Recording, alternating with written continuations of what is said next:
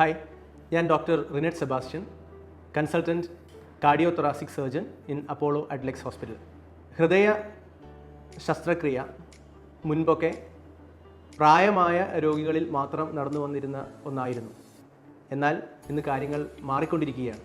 പ്രത്യേകിച്ച് കേരളത്തിൽ യുവതലമുറയെ ബാധിക്കുന്ന ഒരു പ്രശ്നമായി ഹൃദ്രോഗം വന്നിരിക്കുന്നു. പല കാരണങ്ങളുണ്ട്.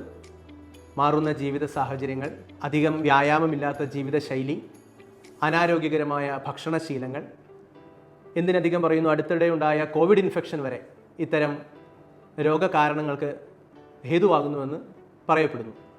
എന്തു തന്നെയായാലും നിങ്ങളുടെ പ്രായം അധികമായില്ല എന്ന് കരുതി ഹൃദ്രോഗത്തിൻ്റെതായ ലക്ഷണങ്ങൾ നിങ്ങൾക്ക് തോന്നുമ്പോൾ അത് അവഗണിക്കാതിരിക്കുക എന്നതാണ് പ്രധാനം. നെഞ്ചിന് ഇടതുഭാഗത്തോ നടുഭാഗത്തോ ഒക്കെയായിട്ട് അനുഭവപ്പെടുന്ന അസ്വസ്ഥതകൾ, ചിലർക്കത് വേദനയാകാം, ചിലർക്കത് എന്തോ പിടിച്ചു മുറുക്കുന്നത് പോലെയുള്ളൊരു അസ്വസ്ഥതയാകാം, ചിലർക്ക് തരിപ്പാകാം, മറ്റു ചിലർക്ക് താടിയിലേക്ക് വരുന്ന ഒരു അസ്വസ്ഥത, ഇടത് ഷോൾഡറിലേക്ക് വരുന്ന വേദന, ഇങ്ങനെ ഹൃദയവുമായി നെഞ്ചുമായി ബന്ധപ്പെട്ട് വരുന്ന അസ്വസ്ഥതകൾ വരുമ്പോൾ അത് ഗ്യാസാണെന്നും നീർക്കെട്ടാണെന്നും ഒക്കെ കരുതി സ്വയം ചികിത്സയിലൂടെ സമയം കളയാതെ, നിങ്ങൾക്ക് പ്രായം അധികമാവാത്ത വ്യക്തിയാണെങ്കിൽ കൂടി ഇത്തരം കാര്യങ്ങൾ ഒരു ഹൃദ്രോഗത്തിൻ്റെ ലക്ഷണങ്ങളല്ല എന്ന് ഉറപ്പുവരുത്തേണ്ടത് വളരെ ആവശ്യമാണ്.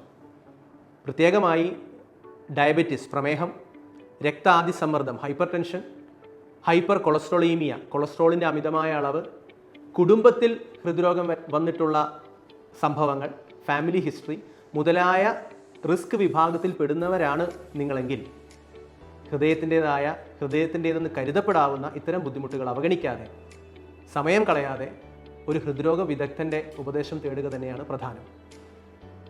പ്രായം കുറഞ്ഞ വ്യക്തികളിലും ഹൃദയ ശസ്ത്രക്രിയ വളരെ വിജയകരമായി, വളരെ സുരക്ഷിതമായി ഇന്ന് നടന്നു വരുന്നു.